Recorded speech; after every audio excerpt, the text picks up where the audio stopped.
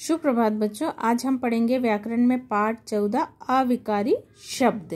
देखिए, पढ़िए और समझिए। उदाहरण से पहले हम देखेंगे।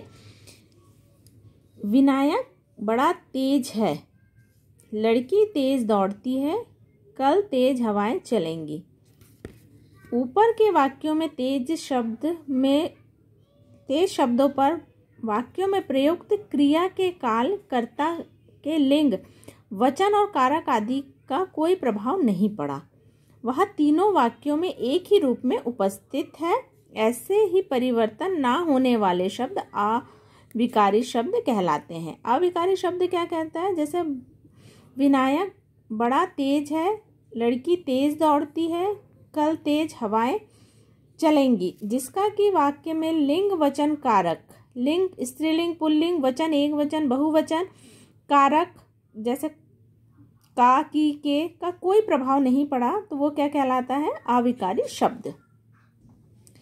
लिंग, वचन और कारक, काल और कारक का जिन शब्दों पर कोई प्रभाव नहीं पड़ता, यानी स्त्रीलिंग, पुल्लिंग, एक वचन, बहुवचन, तीनों कालों, काल तीन है हमने पढ़ा, वर्तमान काल, भूतकाल, भविष्यत काल, किसी भी कारक के साथ एक ही रूप में बने रहते हैं, उन्हें अविकारी शब्द कहते हैं। अविकारी शब्दों के भेद। अविकारी शब्द के 4 भेद होते हैं। अविकारी शब्द के कितने भेद होते हैं? 4। क्रिया विशेषण, संबंध बोधक, समुच्चय बोधक और विस्मय आदि बोधक शब्द। क्रिया विशेषण। क्रिया विशेषण क्या होता है? जो शब्द क्रियाओं की विशेषता बताता है वो क्या कहलाता है? क्रिया विशेषण। जैसे वंदना सुरीला गाती है, तो उसकी विशेषता क्या बता रहा है? गाने की सुरीला। तो ये क्या है? क्रिया की विशेषता बता रहा है, इसलिए क्रिया विशेषण। हम रोज खेलने जाते हैं, खेलने की क्या विशेषता है? रोज, जिससे हमें समय का पता चल रहा है। इधर उधर देखकर सड़क पार करो, मतलब रोड पार करते समय, सड़क पार करते समय हमें इधर उधर देख के करना चाहिए। उतना खेलो जितने से पढ़ाई ना रुके। ठीक है, ये क्या है? क्रिया विशेषण, एडवर्ब, जो कि आप पढ़ते हैं इंग्लिश में।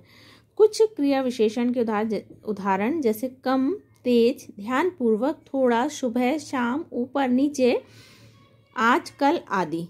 ठीक है, ये सब क्या है? क्रिया विशेषण। जैसे तेज धूप में मत खेलो, घोड़ा तेज दौड़ता है, विनायक बड़ा तेज है। ठीक है, तो इसमें क्रिया की विशेषता पता चल रही है। क्रिया विशेषण के भेद। रीतिवाचक क्रिया विशेषण, स्थानवाचक क्रिया विशेषण, कालवाचक क्रिया विशेषण और परिणामवाचक क्रिया विशेषण। इसके बाद है क्रिया विशेषण की पहचान। क्रिया विशेषण की कैसे पहचान की जाती है? क्रिया में कैसे, कहाँ, कब और कितना लगाकर प्रश्न करने पर जो शब्द उत्तर में प्राप्त होते हैं वह क्रिया विशेषण होते। ठीक है, क्रिया विशेषण में क्या है? क्रिया में कैसे, कहाँ, कब, कितना लगाकर जब हम प्रश्न पूछते हैं तो हमें उत्तर में शब्द प्राप्त हो, जो शब्द प्राप्त होता है वो क्या कहलाता है? क्रिया विशेषण। जैसे कछुआ कैसे चलता है, अगर प्रश्न पूछे तो कछुआ कैसे चलता है, तो उसका उत्तर क्या होगा? धीरे धीरे। तो ये क्या है? रीतिवाचक क्रिया विशेषण। या कहाँ मत खेलो, ऊपर। ठीक है, कोई बच्चा अगर ऊपर खेल रहा है तो हम उससे कह रहे हैं कि यहाँ कहाँ मत खेलो या यहाँ मत खेलो। किसान कब तक मेहनत करता है? दिन भर। किसान कब तक मेहनत करता है? दिन भर। हमें समय का पता चल रहा है, कालवाचक, ये रीतिवाचक है। अब कितना खेलो, अब कितना खेलो, थोड़ा। परिणाम पता चल रहा है, थोड़ा। संबंध बोधक। संबंध बोधक क्या है? जो शब्द वाक्य में आए शब्दों का अन्य शब्दों से संबंध बताते हैं, वे क्या कहलाते हैं? संबंध बोधक कहलाते हैं। जैसे पिताजी ने पैसे पर्स के अंदर रखे, स्कूल से आगे डाकघर है, हमारे घर के चारों ओर वृक्ष है। यह क्या कर रहे हैं? एक दूसरे के संबंध बता रहे हैं। संबंध बोधक के कुछ उदाहरण है। के बाद, के भीतर, की अपेक्षा, की जगह, के पास, के ऊपर, के आगे। फिर है समुच्चय बोधक। समुच्चय बोधक है जो शब्दों, वाक्यांशों या वाक्यों को जोड़ने वाले शब्द समुच्चय बोधक कहलाते हैं। जैसे ईद और होली आपस में जुड़ रहे हैं, हम किससे जोड़ रहे हैं? और से, है ना। कंजक्शन पढ़ा है इंग्लिश में। प्रेम और भाईचारे का संदेश देते हैं। बेटा तुम आइसक्रीम लोगे या चॉकलेट। ठीक है, संबंध बता रहा है, आपको ऑफर किया है या आप आइसक्रीम लेंगे या चॉकलेट लेंगे। सौरभ घायल है इसीलिए दफ्तर नहीं गया। ठीक है, उस क्या हो रहा है, घायल होने की वजह से वो ऑफिस नहीं गया है। समुच्चय बोधक के कुछ उदाहरण क्या क्या हैं? समुच्चय बोधक के उदाहरण देखेंगे हम। पर, मगर, बल्कि, अन्यथा, तथापि, जो, तो, यद्यपि, अथवा, किंतु, परंतु, लेकिन, एवं, तथा और आदि।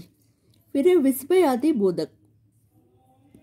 विस्मय आदि बोधक हमने पढ़ा है जो शब्द हर्ष, शोक, आश्चर्य, प्रशंसा, डर, घृणा आदि मन के भावों को प्रकट करते हैं, उन्हें विस्मय आदि बोधक कहते हैं।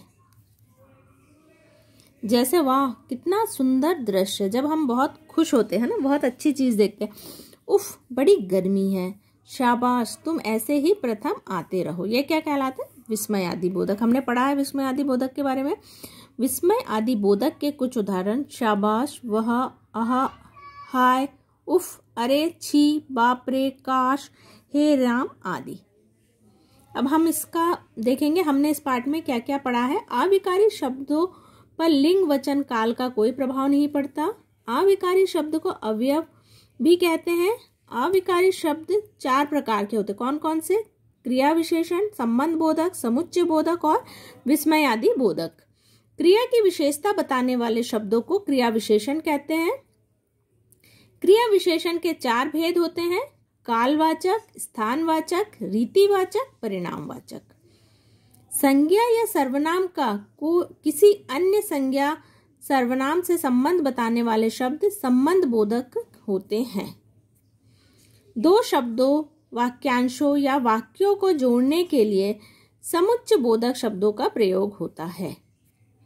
समुच्चय बोधक शब्दों को योजक भी कहते हैं।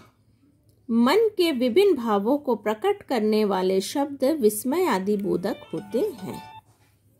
अब हम बेटा इसके आगे का देखेंगे।